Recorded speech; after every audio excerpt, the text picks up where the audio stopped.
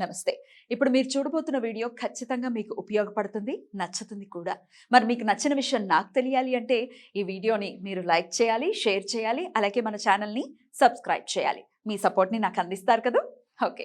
ఇప్పుడు వీడియోని స్టార్ట్ చేద్దాం. నమస్తే. Welcome to our channel. నేను పద్మిని. ప్రస్తుతంతో పాటు ప్రముఖ ఆధ్యాత్మికవేత్త, జ్యోతిష పండితులు, అమ్మవారి సేవకులు, దత్త గణపతి ఉపాసకులు మురళీధర శర్మ గారు మనతో పాటు ఉన్నారు. మాట్లాడండి. నమస్కారం అండి. మహాదేవ శ్రీమాత.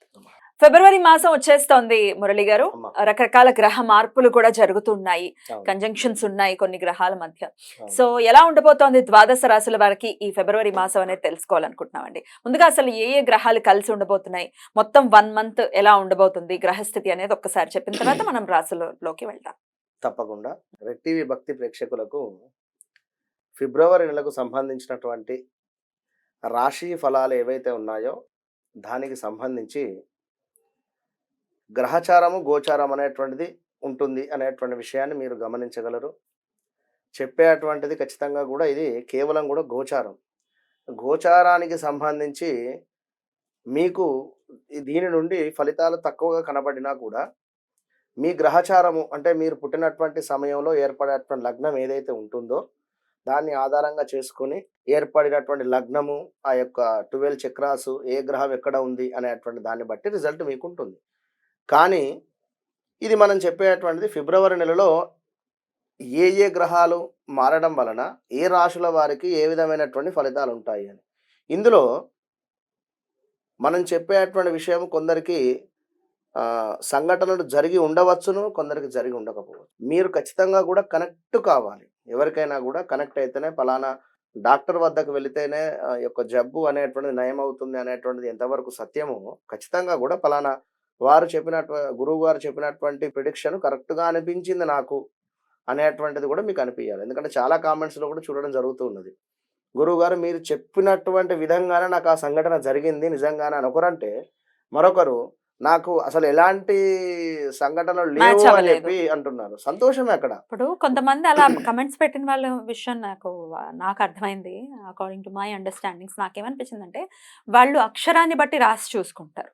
అవును. అది కూడా కొంత ఇబ్బంది పెడుతుంది. ఎందుకంటే అక్షరాన్ని బట్టి రాసి చూసుకుంటే అక్యురేట్ రిజల్ట్స్ వస్తాయని లేదు.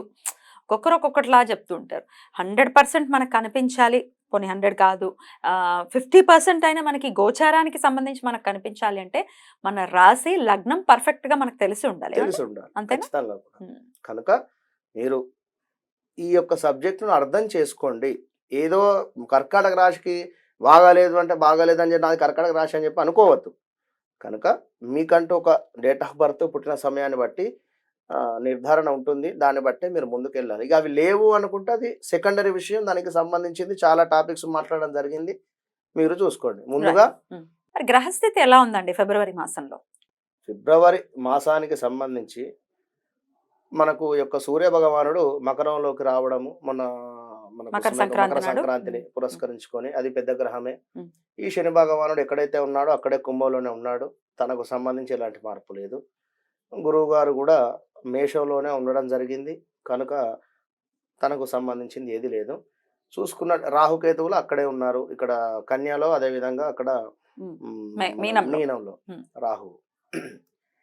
ఇక శుక్రుడు, కుజుడు, అదేవిధంగా బుధుడు, ఈ 3 గ్రహాలు మాత్రమే మారేటువంటి పరిస్థితి. ఈ 3 గ్రహాలు మారేటువంటి సందర్భంలో ఇక్కడ బుధాదిత్య యోగము ఏర్పడుతుంది.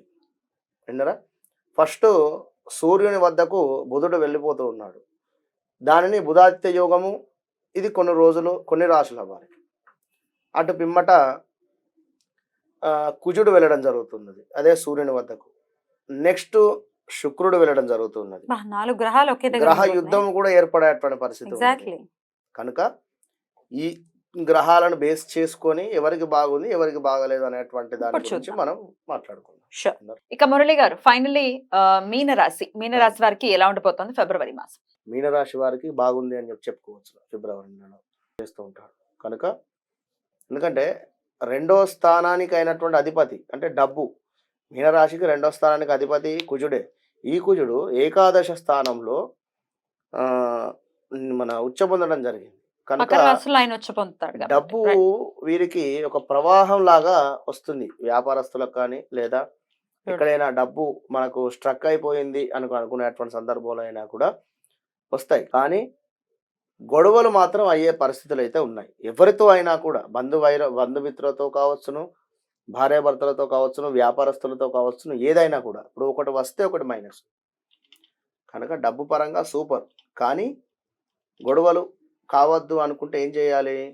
సైలెన్స్‌గా ఉండండి. రైట్. రైట్ అండి. ద్వాదశ రాశులకి కూడా ఫిబ్రవరి మాసం ఎలా ఉంటుందో చాలా వివరంగా మాకు తెలియజేసినందుకు కృతజ్ఞతలు మురళి గారు. నమస్తే. మహాదేవ శ్రీమాత్రే నమః.